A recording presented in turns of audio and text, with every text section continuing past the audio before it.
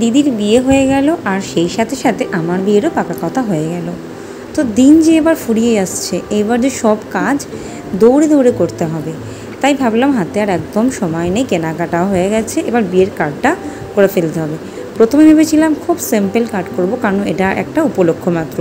তারপর গিয়ে যে সবসময় ভালো দিকে চোখ আটকায়, তাই ভাবলাম যে খুব সিম্পলের ওপর যেটা সুন্দর হয় আমি সেই কার্ডটাই নেব। তো দোকানে গিয়ে বলাতে আমাকে অনেক রকম কার্ড বার করে দিল। তো সেখান থেকে আমি একটা কার্ড পছন্দ করে নিলাম।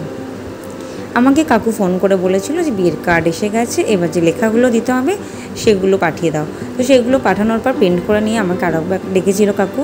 আর দেখো হয়ে গেছে আমাদের বিয়ের কার্ড তৈরি। তো 2 বাড়ির বিয়ের কার্ড আমি এখান থেকে করেছি। অবশেষে তড়িঘড়ি করে বিয়ের কার্ডগুলো বাড়িতে নিয়ে চলে এলাম।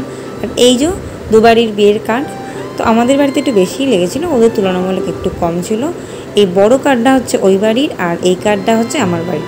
তো অবশ্যই দেখে জানিও কেমন লাগলো ভিডিওটি।